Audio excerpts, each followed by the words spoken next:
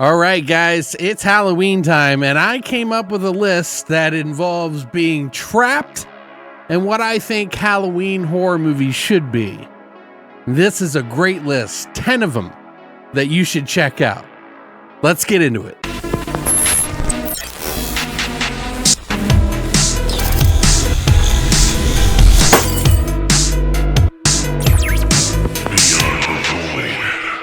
What's up, guys, and welcome back to Beyond the Void. My name is Alex, and today we're going to be doing a top 10 list of horror movies that you should watch for Halloween. These are the most terrifying 80s horror movies where somebody or a group of somebodies are trapped. So, 80s, trapped, what I think Halloween horror movies should be. Is that specific enough? All right. I have many that I love for Halloween, but this is the one that I picked for this year. Now, all the movies that I'm going to tell you about, you'll be able to find online, but also the physical media links down below. So if you're curious, they will be attached to this video and also in links below for the timestamps, okay? So if you want to jump around or anything, you got it down there. There's a bonus, so make sure you keep your eye out for it. And don't forget, we got a sale that's going on that I tell you about in this video too. So make sure you watch it all. Without further ado, let's get into my top 10 list of 80s terrifying horror movies where you're trapped for Halloween. Halloween night. All right, dude. Now this one I couldn't forget or leave out even if I wanted to, because I almost feel like this is probably the most perfect Halloween horror movie from the 80s that just does it for me every time, and I really think kind of embodies everything that Halloween is all about. And wouldn't you know, it even takes place on Halloween night. And that is Night of the Demons, which is just an all-time classic horror film that I feel like you should watch almost every single Halloween. This movie has demons, which is one of my favorite topics for horror in general, just creatures from beyond in general, or demons, something that's lingering in the atmosphere, and this movie has it all. If you've never heard of this, of course, I'll explain it to you, but I like to talk about it anyway because it's just a movie I absolutely adore. Hey, Ange, I'm splitting. I was just warming my hands in the fire. It's Halloween night, and Angela is throwing a party in a cursed funeral parlor that traps everyone at the party in there and turns them into demons. Horrific, monstrous, crazy looking demons that kill one another. There's a lot of punk energy, goth dancing, killer makeup, tons of gore that just fill the screen with everything that you'd want, and they're trapped on the premises of this place that has a history that is insane. Do you guys have sour balls? Why sure we do. Too bad. I bet you don't get many blowjobs. I'd say that this is damn near the perfect 80s cheesy, sort of iconic, supernatural, demonic film for Halloween. I mean, all those little things that just make a Halloween movie for me what I think it should be. And that is usually some sort of force that you can't reckon with. Plus the kids and the cast in this, it's amazing. You got Linnea Quigley not only being hot and awesome, but also being hilarious and has one of the most iconic scenes in a horror movie with gore involving a tube of lipstick and just some weird shit. This has a great set. There's demons, gore, and so much more. They have a lot of funny dialogue like, "Eat a bowl of fuck." I mean, sure, it's cheesy, but it's great from start to finish as an entertaining film in the 80s. And I just love the atmosphere and the fun cartoon intro. You can watch this on Prime, Shudder, Screenbox, and Tubi. And I'll also put a link down below if you want to pick up a copy on Blu-ray or 4K. So come on. Angela's having a party, and Freddie and Jason are too scared to come, so you might as well join them. Come on, it's your turn.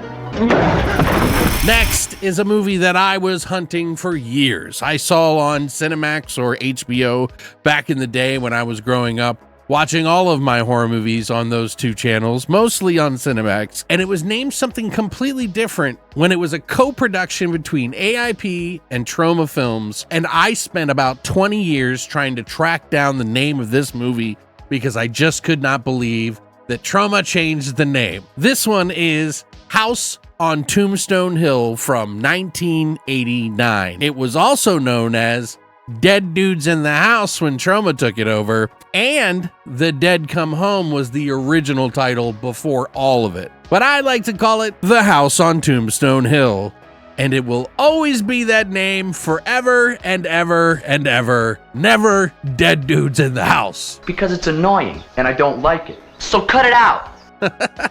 Maybe this one. This one looks kind of cool too. The Dead Come Home. But yeah, Vinegar Syndrome finally put this one out and I was like ecstatic. I actually just sold my VHS tape so I could buy more storage for my computer. Anyway, this one was directed by James Rifle, who pretty much did some other movies that I've never even heard of. But this one is about a ragtag group of party friends that get together that are trying to renovate a newly purchased home. Hey man, you really put a down payment on this thing? Just to fix it up. It's a huge mansion in the middle of nowhere, and when they go in to fix it, the doors lock, and they are basically hunted down by an old matriarch, an old woman, or demon, whatever you prefer, who locks them all inside and picks them off decrepitly one by one. It's low budget, splattery, ridiculous, stupid dialogue that is just totally VHS all over it. And I actually personally think it has some atmosphere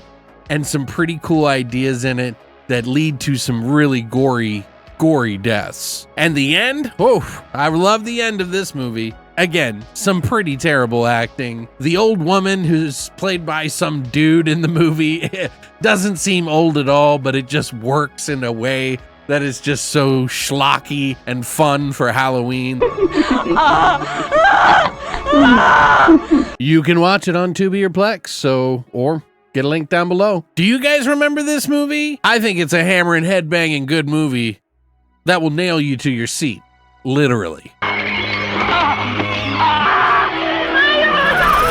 Up next, we got an Italian sleaze movie that actually is quite the horror film, and when I first saw it, it wasn't my favorite film that I ever saw, but over the years, it's grown on me, and there's something about its atmosphere and the music that's in this that just drive me insane, and I absolutely love it, and that is number 3, Burial Ground, which is actually a 1981 film that looks probably a little bit more like this, if you recall. It's got the famous tit-biting scene in the movie that everybody always talks about.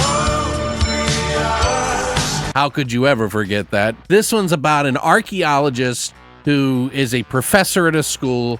He is out there in the middle of nowhere looking through the catacombs and discovers an ancient stone. He reads it and it opens up a crypt and revives a bunch of ancient, old, decrepit, rotting, disgusting zombies that kill him. And he had plans to have some guests over to talk about this tablet, and they come to his house to vacation and get trapped in the countryside in this huge mansion and picked off one by one by zombies. And we're talking about old, crusty, green-blooded zombies that after they bite you, obviously change you too. So anybody that gets bit also turns into a zombie. So there's a lot of red blood and a lot of green blood and a lot of really weird dialogue and fun stuff in this movie. You look just like a little whore, but I like that look on you. I love the atmosphere of this movie. It takes a little while to get started, but it's absolutely awesome once it does. With a lot of really great gore and grue, and a lot of weird stuff like biting your mom's tit off, cheesy dialogue that'll just crack you up, and it just grows on me every time I watch it. I highly recommend it for you guys. It's actually out on Tubi, Screambox, Arrow, if you got the subscription for that, and Troma Now as well. Plus, like I said, I'll have some links down below if you want to pick up a copy for yourself. You need to watch this one for Halloween, because the earth will tremble, and they shall be the messengers of death for the nights Of terror. The dead. Up next, we have Spookies, which, boy, this is a really strange 80s movie that I can't recommend to everyone, but I put it on this list because it just has so much of what I like in a Halloween movie, which is being trapped somewhere, a lot of creatures and monsters, and just some weird 80s stuff and antics that you gotta love. Directed by Brendan Faulkner, Thomas Doran, and Eugenie Joseph. This is a movie that started off as a production and was in the editing stage when there was like a bunch of legal issues that came up, and then the financial backer that they had hired a new director who then went in and then reshot some stuff, and then they re-edited things. So it feels like the movie's all over the place. Happy birthday, Billy. The gist of the story is essentially that there is a wicked sorcerer who tries to sacrifice a group of people in order to nourish his wife who had died and give her the life back to let her live. Essentially just a bunch of strangers who happen upon the house, fall victim to the house, and die in weird, many creatures all over the place ways that don't really connect to one another, and it's just a nightmare as far as like following the structure of the film. There's one in there if you really pay attention, but I'd suggest getting some pizza, some beer, putting this on in the background, and just having a good time. It's got terrible dialogue. It's got a storyline that'll drive you insane, not because of the monsters, because it's terribly all over the place, tonally off in so many different situations from one scene to the next. But the creatures are amazing, and the monsters, they are aplenty, and you have to just oogle over them for the Halloween season. You can check this one out on Shudder, AMC Plus, Fandango at Home, and Plex if you want to check it out. Or I'll put a link down below for you to pick up a copy. It is written that evil will inherit the earth, and laughter will echo throughout the universe. Probably at this movie. Probably. Take the stairs. Take the stairs. Up next, we have The Lift, which is by Dick Moss. This movie, is about an evil elevator. I mean, go figure. But it's from 1983. It's a Dutch horror film. It really is by the guy who did Amsterdam, which is obviously, Dutch. Saint, which is the Christmas horror movie that has a little bit of problematic stuff in the film. I won't explain why, but if you've seen The Saint or The Sint, you know what I'm talking about. You have loosened your mind much. But this one is a lot of fun. This is essentially about a lift technician who finds himself drawn into a web of mystery and peril as he investigates the perplexing, deadly accidents that keep piling up, body by body, parts of bodies even, that are occurring in the elevators of a new office building. This is chock full of some very weird dialogue. Strangely, has kind of a nice atmosphere about it in pockets of it because of the very simplistic score that they have going for this, which the director also made. And the producer absolutely hated it, but figured, hey, it may save a little bit of money for our movie, so he kept it in. They got some pretty cool deaths. There's a really weird, odd sex elevator scene.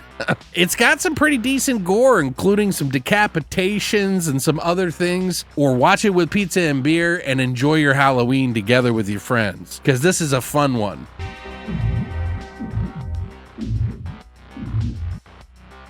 If you pay attention, you'll figure out what's going on and it'll blow your mind. And if you want to watch it, you can actually watch it on Prime Video or Shudder, or pick it up for super cheap on the MVD shop sale. I got this one sent to me by MVD to watch and review so I could talk about the actual sale that's going on that they have for all of Blue Underground titles, and they have many. So if you're looking to catch up on your Blue Underground titles, look at some of these right here that you could be picking up for really cheap, whether it's a 4K, a Blu-ray, or a DVD. They have them all for each of their movies, and I always enjoy their releases. Thank you, MVD, for sending this out to me. This actually has the DVD and the Blu-ray included in here. A lot of fantastic extras, which I'll show you if you want to see on the back here. Pause to read, including a short film that I absolutely loved. Take the Stairs, my friend. Bonus. What's that? Oh, ding, ding, ding, ding, ding. You got the bonus level. That's right. Did you know that they actually made a remake of The Lift? And it was originally called The Shaft from 2001, but has now just been whittled down to down. And this one is a totally 2001 edgy, extreme, terribly bad and good film to watch. Holy crap. 10 people get on, 9 people get off. So this is like a 5.2 version I wanted to tell you about. It's also on sale for the MVD sale. You can get it for like $10, but MVD sent this one out with the other Lift. So if you're gonna get one, you might as well get the other for even cheaper.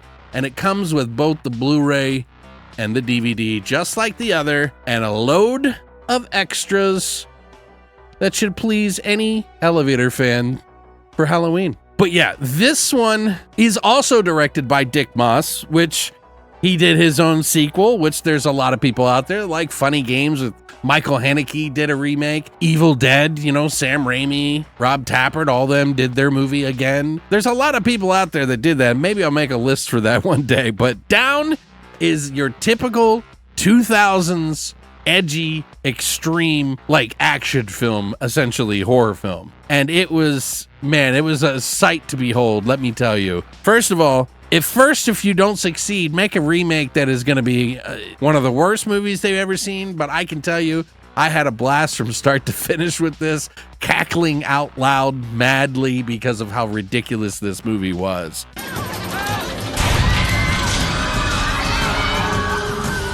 Essentially taken the story, done the same thing. It's a little bit different. So when the elevators in New York, this is set in New York, by the way, of a 102-story Millennium building start to malfunction, mechanic Mark Newman is sent in to find the cause, and after a series of gruesome and absolutely ridiculous, over-the-top, deadly accidents that occur, Mark joins forces with a spunky reporter by the name of Jennifer, played by none other than Naomi Watts. Yes, and this boy has a cast that you will never believe made this movie. You've got Naomi Watts, James Marshall, Michael Ironside, Dan Hedaya, and Ron Perlman, as just to name a few that you will recognize in this movie. But genuinely, this is some of the worst dialogue I've ever heard. Its pacing is really fast though, so it's really funny when people die in this movie because it's so extremely over the top that I just laughed my ass off. There's a hilarious scene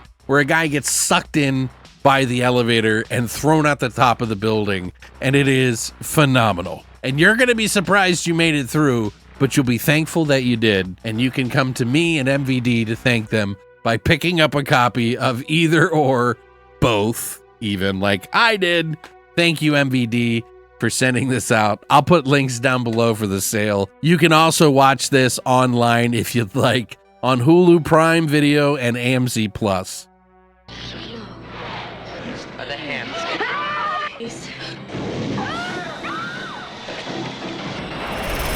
This one is a huge favorite of mine. Growing up as a kid, it blew my mind, and I think it still can and has the potential to blow kids' minds this day. It's one of those early movies that kids can watch that'll scare the pants off of them, but still has some gore and adult stuff in it that is made for adults as well, and that is The Gate. This is from 1987 by Tibor Takis, who is the director of I, Madman and Gate 2 Trespassers. The story on this, if you've never heard of it, is about two suburban kids who are left alone and accidentally open a portal to hell in their backyard by playing that record backwards and burying their dog in the hole that they uncovered. And that sets off a chain of events that is some of the most nightmarish, crazy shit I have ever seen as a child and gave me nightmares not only for what was under my bed, but what was in my closet, what was in my walls, what was outside, everywhere. You got demons. They have to figure out a way to close up this hole before it destroys everyone in the house and before their parents get back and, try to save the world, I guess. There's a very young Stephen Dorff in this movie who went on to later play in Blade as the bad guy, the bad villain. Look at you. You're a little bitch. You got a lot of great practical effects, some of the weirdest stuff that you will ever see, involving hands under the bed. Like I said, closets, walls, nothing is off bounds. This movie is a fever dream of crazy nightmarish shit that kids would be scared of naturally. They got weird stop motion creatures and ingenious ways that they make monsters out of nothing, and a lot of scary situations that make any child or adult scream even today. You can actually pick this up, I think still. There's a few copies out there floating around. I'll try to find a link for it down below, or you can actually watch it on Prime, Shudder, Fandango at home if you'd like. But I think this is a great Halloween movie to watch for the year. Pray, it's not too late. The Gate. What was in this house?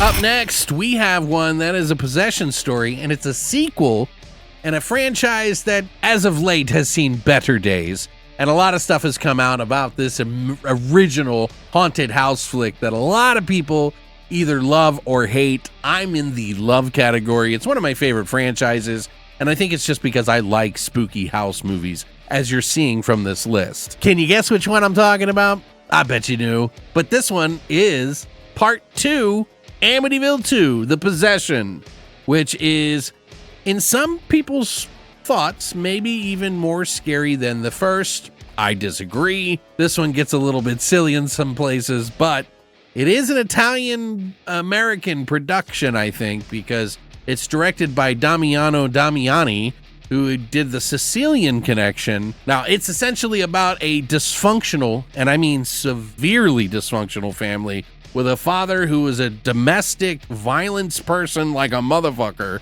You can't do that. You can't do that to the kids. No. But Anthony, Daddy, don't. it was the precious. We didn't do it. Don't you lie to me! Don't hit the child.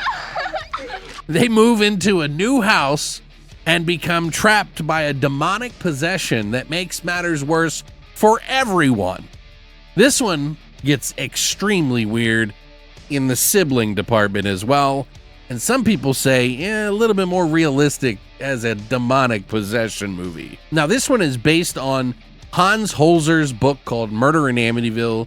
It was going to be the sequel of the Amityville, but they decided not to and make it a prequel that recounts the events of the DeFeo family that happened before the first movie. And this one goes pretty dark. Like I said, we got some sleazy sibling stuff. We got Paulie from the Rocky movies, aka Burt Young, who is basically a domestic abuse nightmare to the family, and it only gets worse when the possession starts getting wild. This one amps up the evil in a realistic way, but also amps up the doors and windows shutting like it's Pee-wee Playhouse. It's one of my favorites in the franchise other than the remake, the first one, and this one. You don't need to have watched the first one to understand it either because it is a prequel. Because, if these walls could talk, they would shriek. It's one of a kind. Up next, we have Dolls, which is another trapped in the house with a bunch of freaky dolls movies. But this has more dolls than most movies have. And it's by director Stuart Gordon. This movie came out in 1987. Yes, and I still have the Japanese DVD, and I need to upgrade this to a Blu-ray.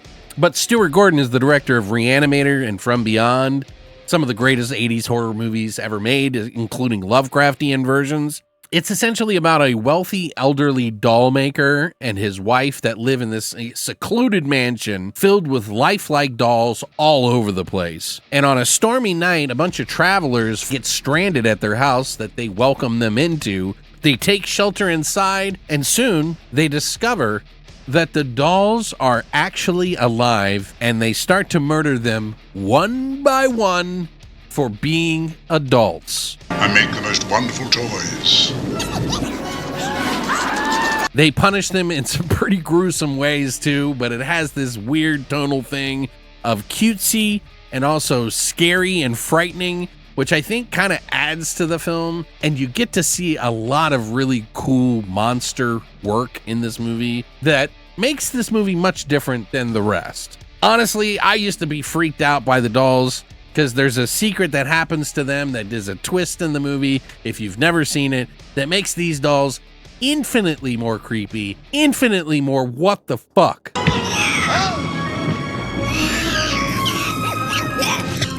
And they are smashing the shit out of these dolls in the movie, which is just awesome. And it's a perfect setting for Halloween. Definitely short, sweet, and to the point. If you want to watch dolls, by the way, you can watch it on Prime or Fubo. I mean, you're never too old to play with dolls anyway, right? At least not until you're dead.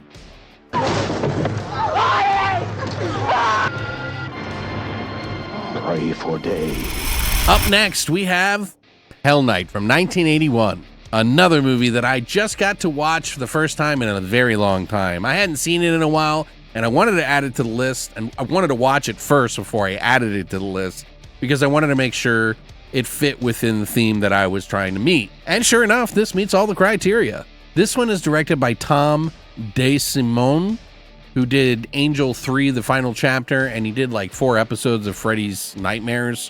And it's essentially about a bunch of college kids who are having an initiation sort of party night. And part of the initiation to become a part of their group is to stay the night in this old mansion where a bunch of bad things happen. Welcome to Garth Man. A woman tried to give birth to a bunch of deformed children who apparently have a bloodthirst and offed each other in some horrific way. And why is this night so special? Because 12 years ago, Raymond Garth murdered his family here and then committed suicide. They think that some of them might have survived, and that's sort of the hook to get people to stay there, feel scared, and get initiated into their college antics. What they plan as a prank to scare them into initiation ends up turning into a night of complete terror, dread, and beheadings by a deformed monster that's going around picking them all off one by one. And I actually really like this. It's actually pretty fun. I don't think it's a 10 out of 10, but I think it's like a 7, you know, somewhere in there, 6.5. It meets the criteria that I like, and it feels like a really good Halloween movie for something like this. You got some pretty decent gore in the film as well. Some of the dialogue is a little ridiculous. There is some of that sort of teen sex drama sort of stuff going on in the film, but mostly pretty harmless. It's got a weird Scooby-Doo atmosphere about it. It's trying to play it as a prank while also trying to be scary, but I just think it's unique that you have this specific character, this deformed killer going around killing people off one by one, which I actually really enjoyed. So if you haven't seen it, you can check it out on Prime Video, Shudder, and Plex, or pick up a Blu-ray copy down below. Pray for day. All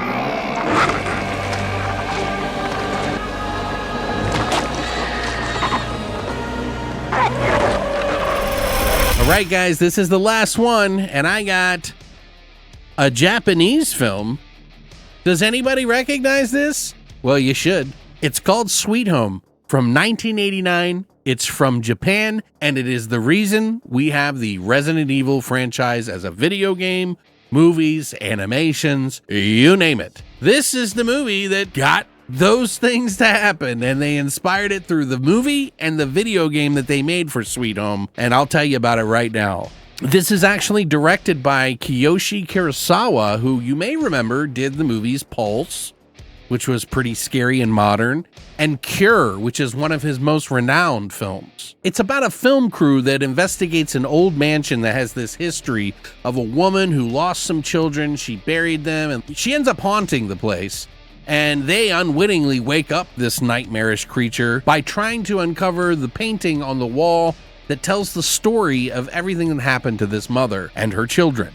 The house locks them down and starts picking them off in some of the weirdest, most stylish, jaw-dropping gore effects that you will ever see. Some of this is absolutely fantastically gorgeous. Graphic effects, makeup, it just looks like it's on another playing field. And you'll never guess who did the effects in this movie. Lead of all the makeup effects was done by none other than Dick Smith.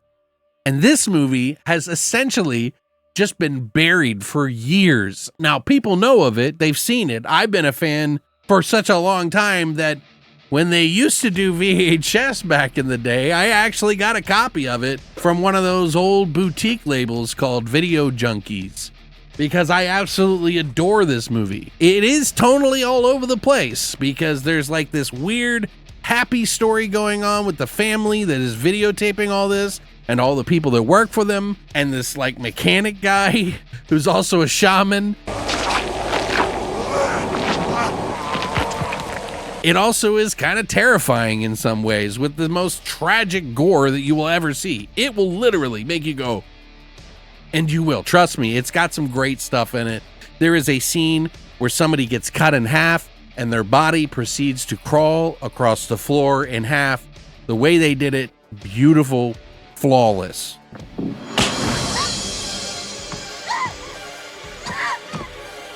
It's not a perfect film, but it's worth seeing, and I really hope they give it a 4K treatment. But I heard that because of how this movie kind of left off with the director and the producer kind of mad at each other, apparently it's kind of stuck in sort of business limbo by whoever owns it possibly. And eventually we'll probably get a real copy instead of these, you know, burned VHS copies where you can barely find it. There's like a laser disc print going around that you can watch on YouTube, by the way. So I'll put a link down below if you want to check it out. Cross our fingers for this one. I think it's a good Halloween flick, and I think you should definitely watch it soon.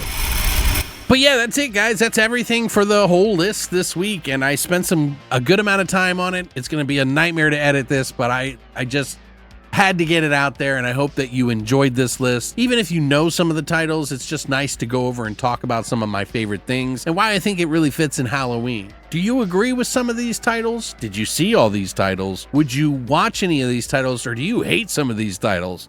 I don't mind. Whatever you think down in the comment section down below, I would love to hear from you. And what order would you put these in if you had to pick? What's your #1 Halloween flick? But yeah, that's just my list. This is just my opinion. It's just some ideas for you to watch for this Halloween, this Voidtober. I hope you enjoyed it. Thank you for taking the time to watch my video. Share it with somebody that you like, someone that you love, because we got to get the love out there for some of these films. But thanks for coming by, and as always, long live the Void.